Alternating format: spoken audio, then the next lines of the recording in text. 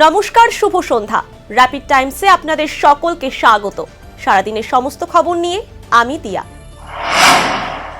হাইকোর্টের নির্দেশে শিলিগুড়ির প্রধান নগরের নিবেদিতা রোডে অবৈধ নির্মাণ ভেঙে দিল শিলিগুড়ি পুর নিগম।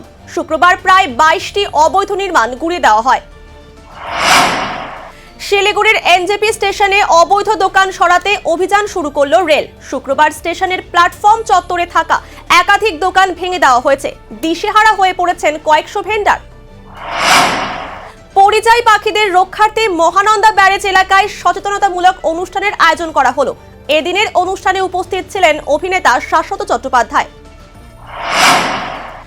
দিনে নয়, রীতি মেনে রাতেই বনদুর্গা পূজা হোক, এই বিষয়ে বৈকুণ্ঠপুর ডিভিশনের ডাবগ্রাম রেঞ্জের আধিকারিককে স্মারকলিপি দিল বনদুর্গা পূজা কমিটির সদস্যরা।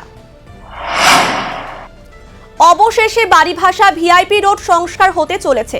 অর্থ বরাদ্দ করেছে রাজ্য সরকার, জানালেন এসসিডিএর চেয়ারম্যান সৌরভ চক্রবর্তী। ফুলবাড়ি 2 নম্বর গ্রাম পঞ্চায়েতের কাঞ্চনবাড়ির নিচপাড়া এলাকায় প্লাস্টিকের ডিম ঘিরে চাঞ্চল্য ছড়ালো, আতঙ্কে বাসিন্দারা। রাজগঞ্জের ফাটাপুকুরে বেপরোয়া কন্টেনারের ধাক্কায় দুমড়ে মুচড়ে গেল একটি সবজি বোঝাই পিকআপ ভ্যান। কোনো মতে প্রাণে বাঁচলেন চালক। খড়িবাড়ির পশ্চিম হাওদা ভিটায় এক কৃষকের 4 বিঘা জমির ধান আগুনে পুড়ে ছাই। ঘটনার তদন্ত শুরু করেছে পুলিশ।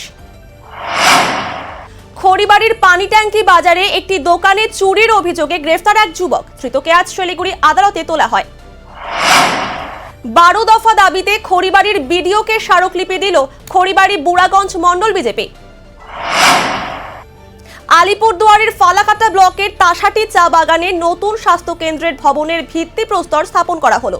খুশি এলাকার বাসিন্দারা। বীরপাড়ার রাজ্য সাধারণ হাসপাতালের বিভিন্ন সমস্যা নিয়ে হাসপাতালের সুপারকে স্মারকলিপি দিল বিজেপি। কালচিনি ব্লকের একটি অনুষ্ঠানে যোগদান করলেন স্বর্ণপদক জয়ী জাতীয় মহিলা ফুটবলার আনশা সিং। চা বলয়ের যুবক যুবতীদের পাশে থাকার এবং বিনামূল্যে ফুটবল প্রশিক্ষণ দেওয়ার আশ্বাস দেন তিনি। কোচবিহারের মাথাভাঙা 1 নম্বর ব্লকের মাঝির বাড়ি থেকে গোপালপুর পর্যন্ত রাস্তার শিলান্যাস করার পরও শুরু হয়নি রাস্তার কাজ। দ্রুত কাজ শুরুর দাবিতে পথ অবরোধ করলেন টোটো চালকেরা।